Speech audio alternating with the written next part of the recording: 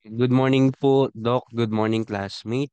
So, my topic or our topic for this morning, it's all about the plant location and layout. Okay, so dito for our chapter outline or our objectives, number one is introduction and meaning. Second is need for selecting a suitable location. Factors influencing plant facility location and location theories and location models. So for our introduction and meaning, plant location or the facilities location problem is an important strategic level decision making for an organization. One of the key features of a conversation process manufacturing system is the efficiency with which the products, services are transferred to the customers. This fact will include the determination of where to place the plant or facility. So dito, pag sinabi natin plant location and layout, ay mag-build and ang layunin nito or ang purpose nito is ma-build and ma-organize ng ang let's say for example, ang isang manufacturer facilities. Okay? So again, para ma-build and ma-organize ang isang manufacturing facilities. Yeah. And also, need for selecting a suitable location. So ano ba yung mga pwede nating i-consider na suitable doon sa isang lugar, no? Natatayuan po natin ng layout or ng ating establishment. The need for selecting a suitable location arises because of three situations. Number one, when starting a new organization, example, location choice for the first time. Okay? So, ibig sabihin, um, wait lang. Ayan. Ibig sabihin po, no, kung tayo ay mag-i-start ng isang organization natin, ah, piliin po natin yung location na kung saan po natin i-build yung ating organization or ang ating establishment na itatayo. Second, in case of existing organization, okay, kung ito ba ay mag-exist from now hanggang sa mga susunod na taon. In case of global location. Yan. Next in case of location choose for the first time or new organization, sabi dito, cost economics are always important while selecting a location for the first time, but should keep in mind the cost of long-term business organizational objectives. So dito, sa pagpili ng location, considered ang cost of long-term. So ibig sabihin, kailangan nating i-evaluate din, kailangan lang din nating tawag dito, kailangan po natin i-consider na meron siyang cost of long term. Okay? Yan. Next is, so sa in case of location choose for the first time or new organization, number one, identification of region. So, ito ba ay i-allocate natin or itatayo natin sa Luzon, Visayas, or Mindanao? So, saan bang parte? Okay? Next. Number two, choose a site within a region. Okay? Kung saan ba patok, no? Yung itatayo natin. Let's say for example po, um, sa may mga corporate na po ng corporate industry, most probably yung iba po ay nasa BGC, yung iba po ay nasa Cubao. Meron pong bagong tinatayo na I think na magiging ano siya, corporate dito banda sa Quezon City. Sa may ano, wait lang. Sa may bandang Quezon City dito sa may tinayuan ng Soler. Yan. So may mga nakikita na po ko diyan na parang magiging BGC type yung kanyang areas. Yan. Okay.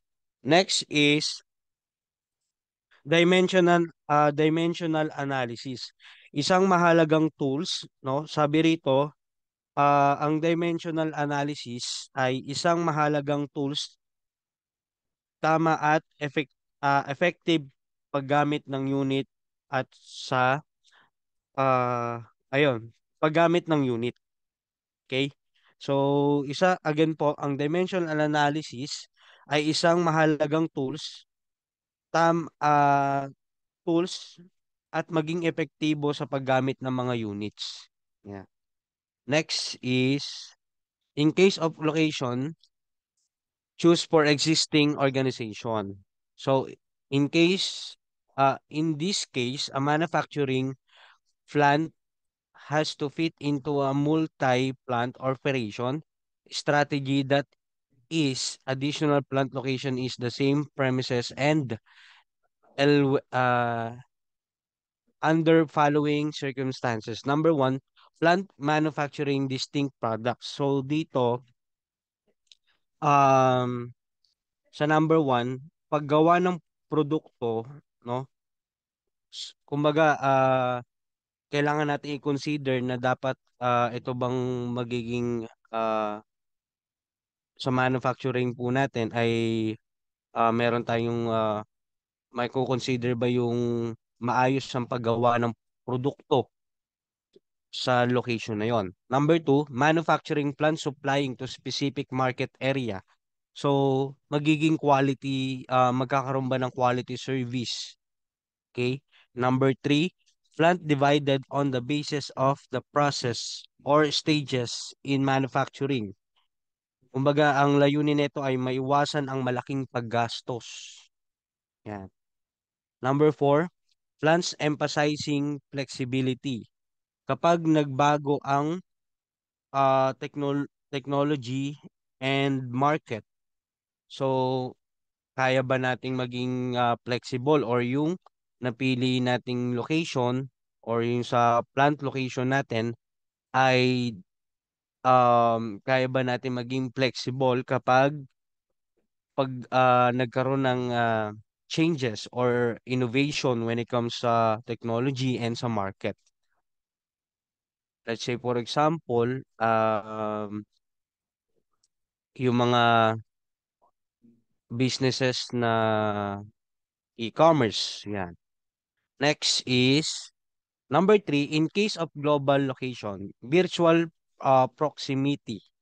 So sabi rito, no, ang virtual proximity, kumbaga sa e-commerce po, meron po tayong mga tinatawag na platforms. Okay? So dito, social media platforms.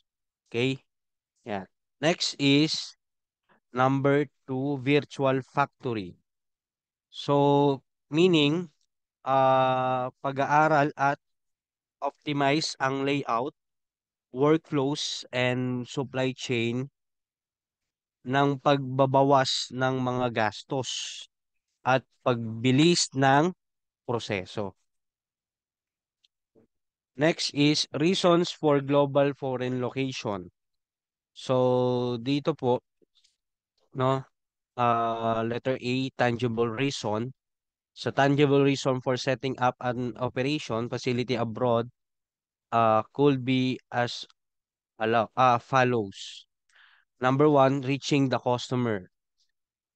One obvious reason for locating a facility abroad is that of capturing a share of the market expanding worldwide. So mas mabilis po nating let's say for example po sa e-commerce, no? Mas mabilis po nating nahihikayat po yung ating mga consumer or ng ating mga customer, no? Dahil po sa tangible reason, no? Paano natin sila ma-reach internationally or domestic. Yeah. Next is intangible reason naman po. Sa intangible reason, meron pong tatlo. Number one ay customer-related reasons. Next is the organizational learning related reasons. And number three, other strategic reasons. factors influencing plant location, facility location. So, dito, ah, kagaya po nga na nabanggit ko sa inyo kanina, no? Kapag may nagtayo po ng isang manufacturing or ng isang corporate or sa isang establishment, marami na pong magagayahan. Okay? So, bigyan ko po na example yung kanina sa may Quezon City. Nung nagawi po ako diyan, parang meron lang parang may isa lang po nagtayo ng hotel. And then hanggang sumunod-sunod na nagkaroon po ulit ng hotel. Nung una ay Seda Hotel lang ang meron doon. So ngayon nagkaroon na siya ng uh, Soler. Tapos nung naobserbahan ko yung bawat establishment, may mga parang BPO or call center na po ng kumbaga nagkaroon po sila ng influence, no, na magtayo po ng mga establishment doon. Okay? So yan po yan. Next is factors influencing plant location, facility location.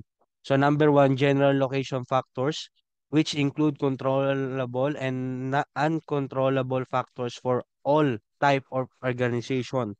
So sabi po rito, sa general location factors ay malapit ba ang location sa target customer mo or target market. Yan. Next is specific locational factors specifically required for manufacturing and service organization. Yan. Sa general location factors po natin, ito po yung mga controllable factors. Number one, proximity to markets. Number two, supply of materials. Number three, transportation facilities. Number four, infrastructure availability. And number five, labor and wages. Sa general factors po, kagaya po na nabanggit ko sa inyo kanina, na ah ito ba ay malapit ba ang location sa target customer? Baka mamaya nagtayo ka ng isang manufacturing na sa bundok. Okay, so dapat may consider din po natin ng ah malapit po sa ating yan. Let's say for example, sa mga suppliers din, sa transportation, afford ba or mapupuntahan ba ng ating mga customers or mga suppliers yung ating itatayong plant layout. Yeah. Next is, so these are the gauge or organizational chart ng factors influencing location. Yeah. Yeah, general factors for all types of organizations. Ito po yung mga nakapaloob. So specific naman po, small organizational chart or gauge. Okay, so ito po yung kanyang chart. Next is number 6. Dun sa controllable factors, external economics, 7 capitals, uncontrollable factors naman nila is yung government policy, climate conditions, yan. So yung mga hindi po nating makokontrol, no? Yan. Kasi ito po yung mga pinapatupad. Okay? Government policy, climate conditions, supporting industries and services, community and labor attitudes, and community infrastructure. Yan. So yan po yung mga uncontrollable factors sa general locational factors. So, parang umulit. Okay.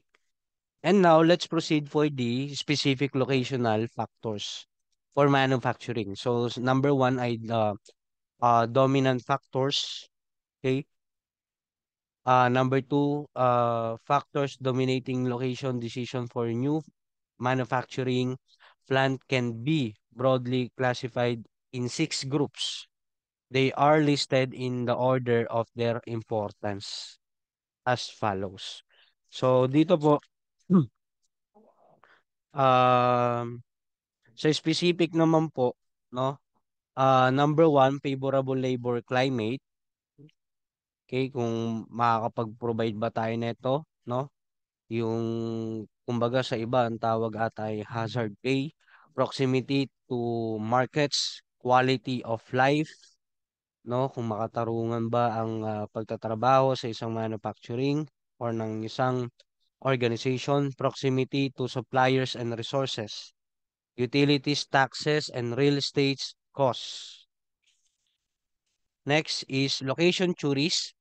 Alfred Webster's theory of the location of industry, as per for Alfred Weber, 1868 to 1958, with the publication of theory of the location of industries in 1909, put forth the first developed general theory of industrial location. His model took into account several spatial factors for finding the optimal location and minimal cost for manufacturing plants. So, ang layunin ni Alfred Webster sa theory niya po na ito ay also, sabi ko nga po kanina ay ang plant location and layout po natin ay para ma-build and ma-organize ang isang manufacturing facilities.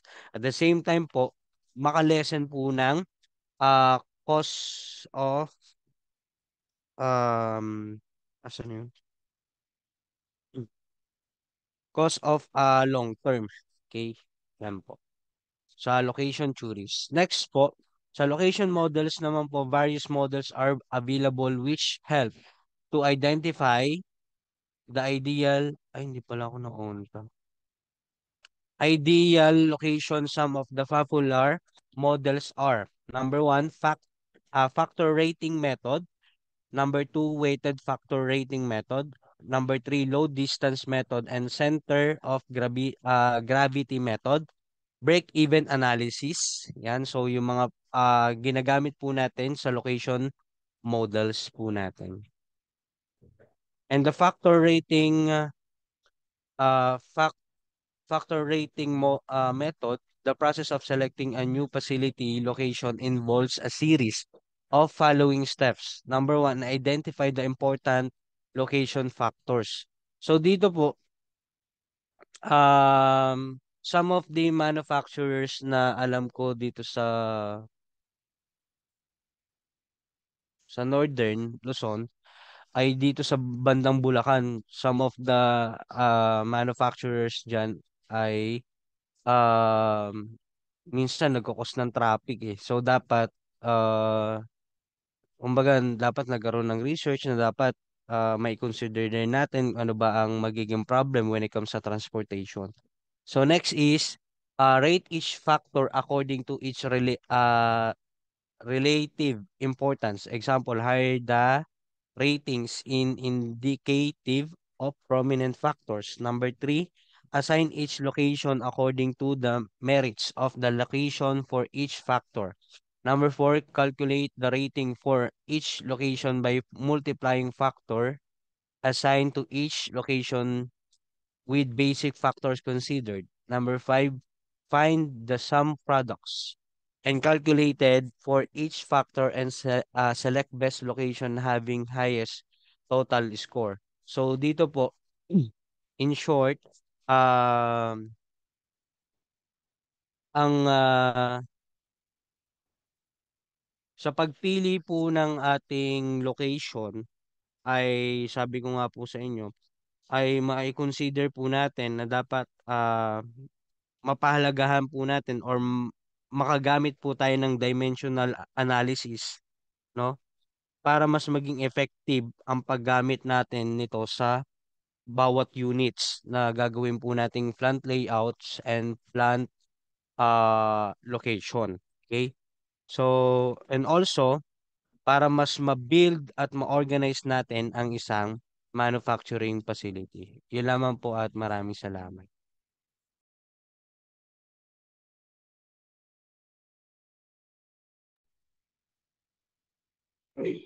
Okay, so as what our presenter mentioned, no, the uh,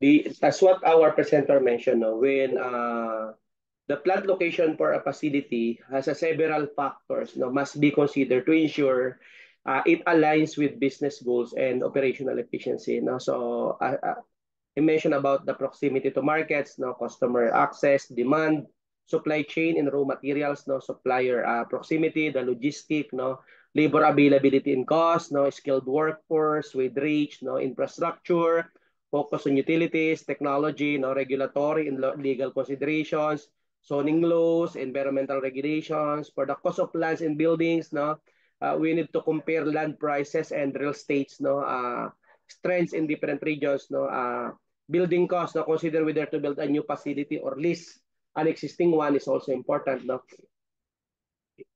The tax policies, no, investigate local, state and federal tax laws, no, if foreign po yung target natin, that could affect profitability, no. Incentives kasi yung ibang regions, no, offer incentives for new businesses, no, katulad ng tax breaks, no, subsidies, at minsan may mga grants pa nga po yan, no. Environmental and social impact, no, sustainability, how the plant location affect your environmental footprint. Consider natin yung green building certifications kasi requirement din po yan, no? Community relations, no? Because building good relations with the local community is vital for long-term success, no? Scalability, no? Does the location has had enough room for future growth, no? You also consider if the facility can be adapted to changing business needs, no? And lastly, the risk assessment, no? Natural disasters, no? Evaluate the risk of the natural disasters like floods, no? Earthquakes, or hurricanes, no? So political stability, no? Kailangan natin consider din 'yon, no? And because in international locations, no, we need to assess political risk and legal stability, no? So I think that's it for this topic.